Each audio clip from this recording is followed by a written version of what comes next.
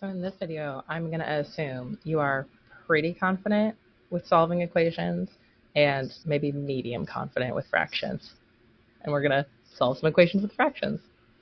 All right, so on this first one, we've got half of x is 5. We want to know what's all of x.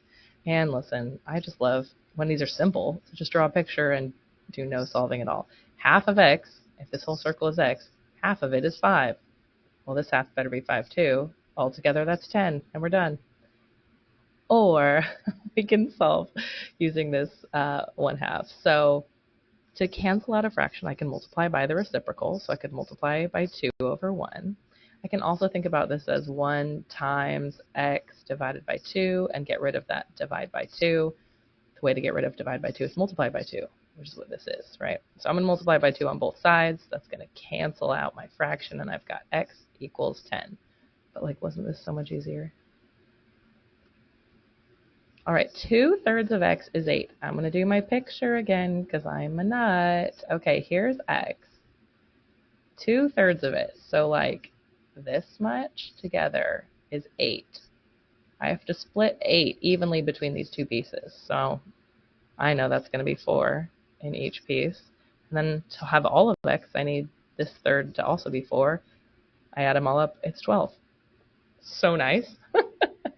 But you can also do this with the reciprocal or in 2 steps. Here's my 2 steps. I'm going to get rid of divide by 3 by multiplying by 3 on both sides. These guys cancel, and I have 2x equals 24. I'm going to divide by that 2, and I've got x equals 12. Hey, both worked. If you've got a fraction coefficient on x and then like other stuff, I would just advise you get rid of that other stuff first. So let's add 4 to both sides. We've got 10 here. 2/5 of x is 10. You guys, you could still do my method if you wanted. These 2 bits are 10, so each one is 5. But anyway, let's keep going with the 2 steps.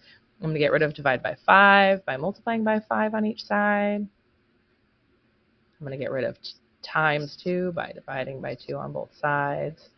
And x is 25, which, oh my gosh, is that what this was going to be?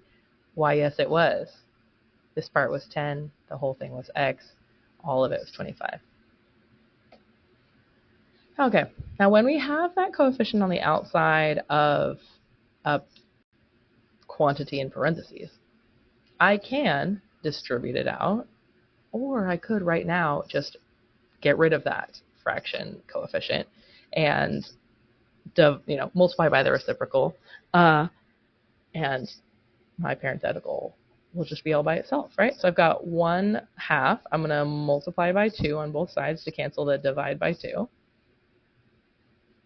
And now what I have over here is 1 times this, which like that doesn't do anything. So if that's not impacting it, I can just lose my parentheses now because nothing except 1 is being multiplied, and that doesn't change the value. So I'm going to leave it like this. I'm going to add 3 to both sides. X is 13. Okay, same here. Like if you want, we can start with distributing. We'll do that this time, but we'll also show the other way to do it. So to get 2/3 of 6, I can go 2 times 6 is 12, divided by 3 is 4, so this is 4x. 2 times 9 is 18, divided by 3 is 6, so that's 6. And here's my equation that I can solve.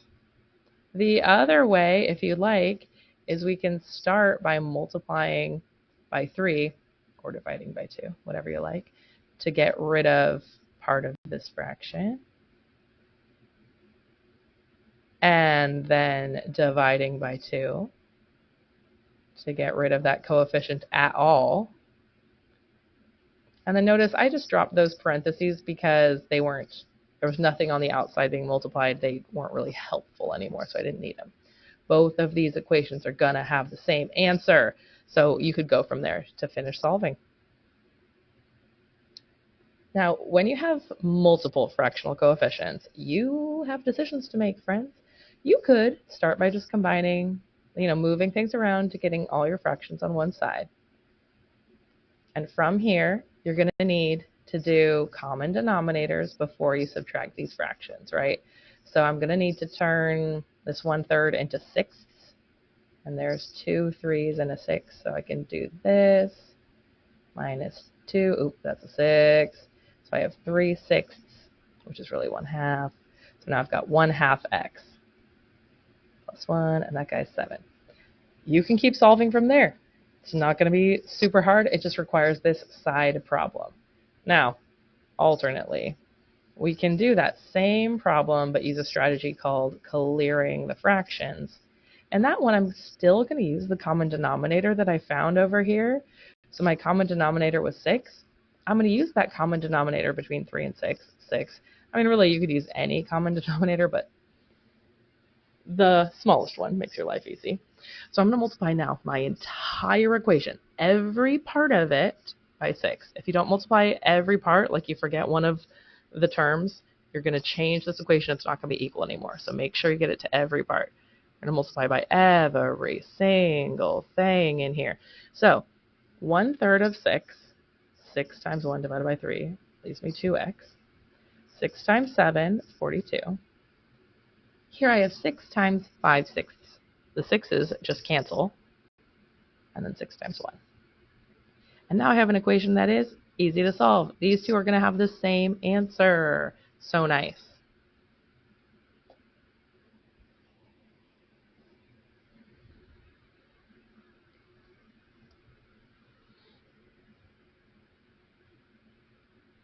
So when you sit down to these solving with a fraction, remember your strategies.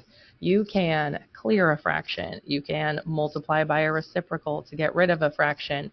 You can undo a fraction by doing it in the 2 steps, get rid of the divide by and then get rid of the multiply by.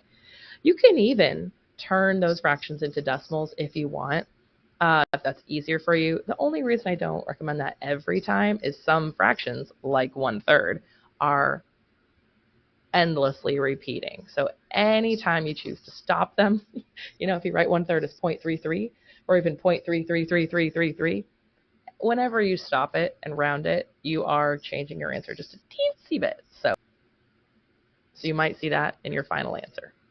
Don't let the fractions scare you.